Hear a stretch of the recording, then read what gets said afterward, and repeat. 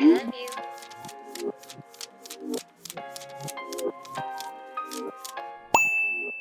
안녕하세요. 외국어 공부하는 포린입니다. HSK 6급 갱신한다고 한 영상 이후로 6급 후기 영상 기다려주신 분들 많으시죠? 결과부터 말씀드리면 2달간 공부해서 6급에 다시 합격을 했고요. 이 6급 후기 영상을 올려도 되나 굉장히 고민을 많이 했어요.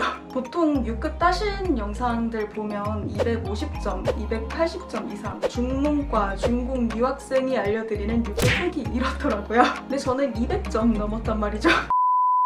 고민을 많이 했는데 그래도 6급을 따는 게 너무 막막하기만 한 저 같은 국내파 비전공자분들께 조금의 팁은 공유해 드릴 수 있을 것 같아서 영상 올리게 됐고요. 6급이 이렇다 저렇다 얘기하기보다는 개인적으로 합격에 좀 결정적으로 도움이 되었던 것 위주로 말씀을 드리려고 해요. 그래서 고득점을 원하시는 분들보다는 나는 HSK 듣기가 안 들려서 미쳐버릴 것만 같은데 합격이 너무 간절하다 하시는 분들에게 더 도움이 되는 영상이 될 것 같습니다. 물론 오늘 알려드릴 방법은 6급뿐만 아니라 4, 5급에도 활용하실 수 있습니다.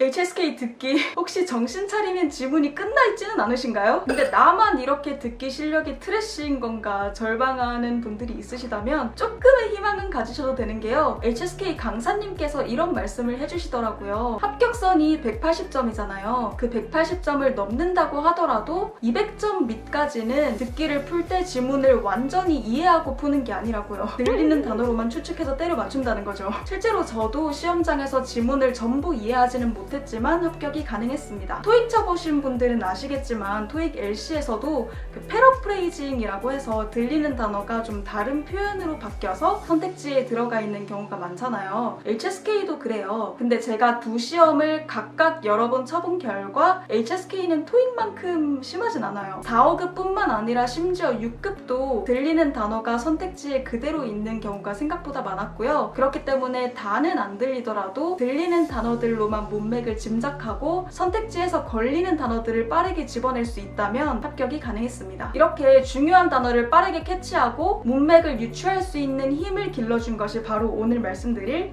받아쓰기입니다. 제가 6급에 2번이나 합격할 수 있었던 결정적인 이유 중에 하나는 6급 공부하는 2달 동안 하루에 한두 지문씩은 꼭 받아쓰기를 했기 때문이라고 할 수 있을 것 같아요. 받아쓰기 그냥 듣고 받아 적으면 되는 거 아닌가요? 맞아요. 그렇게 하면 되는데 아까 제가 말씀드렸죠. 듣기가 너무 막막한 분들에게 공감되는 영상이 될 거라고요. 아니 안 들리는데 어떻게 받아쓰기를 하나요? 근데 할 수 있습니다. 시간은 조금 걸릴지라도 저도 이 방법으로 듣기를 끌어올렸고 여러분도 충분히 하실 수 있어요. 사실 받아쓰기가 엄청 특별할 게 없잖아요. 다만 이 방법은 덮어놓고 무작정 쓰는 게 아니라 사전에 의존한 받아쓰기라는 점에서 부담이 좀 덜 하고요. 제가 만든 방법은 아니고 제가 6급 배웠던 선생님께서 알려주신 방법에다가 제 스타일과 팁을 조금 가미했습니다. 강사님께서 말씀하시는 영상도 링크 걸어놓을 테니까요. 필요하신 분 참고하시면 되겠습니다.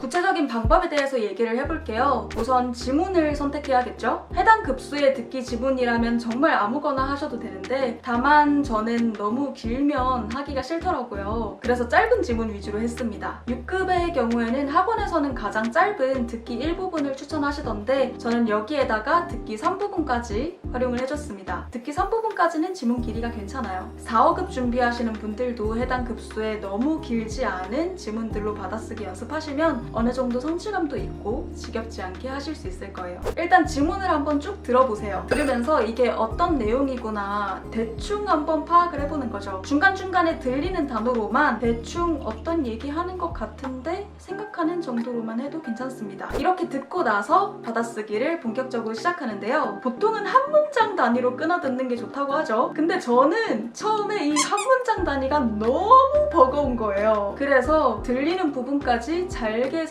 아주 나노 단위로 끊어가면서 했습니다. 처음에는 한두 단어씩 끊어갔는데 하다 보면 조금씩 더 길게 들을 수 있게 되긴 하더라고요. 물론 한 문장씩 가능하신 분은 그렇게 하시면 더 좋겠죠. 노트 작성할 때는 처음부터 칸을 좀 넓게 쓰는 게 좋았어요. 참고로 말씀드리면 저는 중국어만 줄줄 적는 것보다는 중국어 한 줄 쓰고 밑에 한 줄이나 두 줄 정도 비워놓는 게 좋았습니다. 틀린 거 수정하거나 스스로 해석을 써보기가 좋거든요. 물론 이건 제 스타일이고 얼마든지 편하신 대로 다르게 하셔도 됩니다. 중국어 듣기가 특히 어려웠던 게 모르는 단어는 당연히 안 들리고 보면 아는 단어인데도 안 들려요. 처음 받아쓰기 했을 때 쉬운 지문도 한 문장에 두세 단어밖에 못 적고 그랬거든요. 병음은 대충 들리기는 하는데 이게 내가 아는 단어로 연결이 잘 안 되더라고요. 이때 저는 모르는 걸 스트레스 받으면서 끝까지 막 들으려고 하기보다는 한 서너 번 들어도 안 들리는 건 그냥 못 듣는 걸로 판단을 하고 그때그때 사전을 이용했습니다. 들리는 병음 이용해서 사전을 찾으시면 병음에 맞는 여러 단어가 나오겠죠. 그 단어들을 쭉 보시고 내가 지금까지 이해한 문맥에 맞게 단어를 끼워 맞춰보는 거예요. 아니 받아쓰기를 사전 찾으면서 하면 무슨 소용이냐 생각하실 수도 있는데요. 이렇게 하면서 안 들리는 단어를 유추해내는 연습을 할 수가 있어요. 조금 쉬운 예를 들어보자면 下雪后，道路非常滑，容易造成交通事故。 이런 문장에서 下雪后 눈이 온 후에 道路 도로가 非常 매우까지는 알겠는데 그 다음은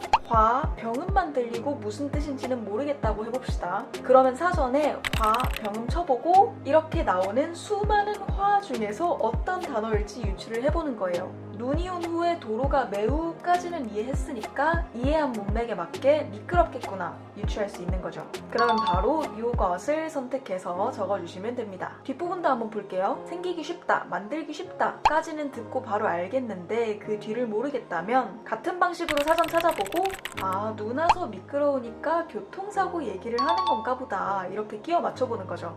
하다 보면 아는 단어인데도 못 듣는 단어도 굉장히 많을 거예요. 그리고 내가 들은 병음을 사전에 쳐도 마땅한 단어가 안 나오는 경우도 종종 있습니다. 병음 자체를 잘못 들었거나 단어를 좀 엉뚱하게 끊어서 찾았거나 또는 고유명사일 때 주로 그럴 거예요. 이때는 내가 들었던 병음을 그냥 그대로 노트에 적어주면 됩니다. 그럼 나중에 원문하고 비교를 해볼 때 내가 어떻게 잘못 들은 건지 알 수 있고 내가 알고 있는 단어인데도 이렇게 발음되니까 내가 잘 못 들었구나 하는 것도 파악할 수 있습니다. 또 가끔은 아무리 들어도 병음조차 안 들리는 것도 있어요. 특히 지명이나 고유명사 이런 거는 몇 번 들어봐도 안 들리고 대충 사전 쳐봐도 감도 안 오고요.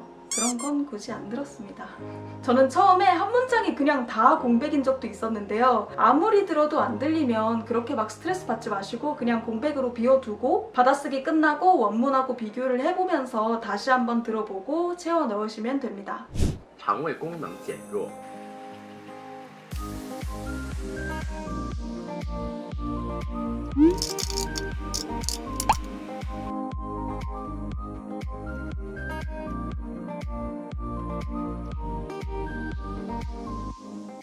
但是炎下造成的损耗。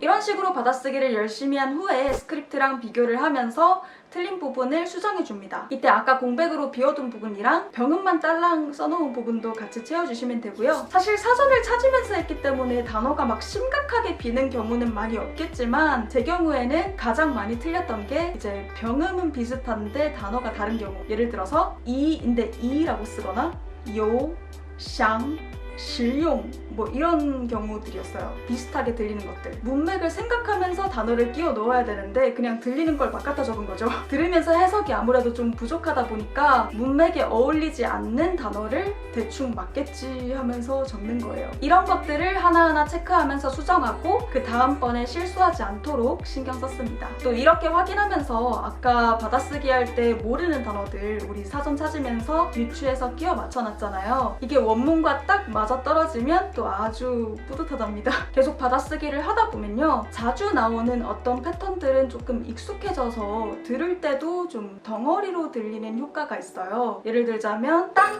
어쩌고 실 뭐 이런 거. 이게 익숙해지면 만약에 땅 들리면 아 뒤에 실호 실 뭐 이런 거 나오겠구나 예측하면서 조금씩은 덩어리로 들을 수가 있다는 거죠. 독해 공부할 때 다 봤던 패턴이라도 관용어가 길어지면 좀 후루룩 지나가서 놓치는 경우가 많거든요. 많아요. 이걸 여러 번 듣고 써보면서 덩어리에 조금 더 익숙해질 수 있었습니다. 여기까지 하셨으면 받아쓰기 노트를 아직 덮지 마시고 수정한 답안을 바탕으로 해석까지 써봅니다. 되게 귀찮다고 느껴지는 과정인데요. 그래도 눈으로만 대충 해석하고 넘어가지 마시고 정확하게 한번 써보세요. 눈으로 쓱 봤을 때는 해석이 된다고 생각했는데 막상 써보면 잘 못 쓰는 경우가 많거든요. 제가 그랬다는 거고요. 받아쓰기 하면서 좀 끼워 맞추듯이 했던 것들이 있었다면 이 단계에서는 구조 분석도 좀 해보고 어떻게 해석되는지 좀 정확하게 써보면서 오류를 줄여나갈 수 있었어요. 여기까지 하면 한 지문 받아쓰기를 끝내신 겁니다.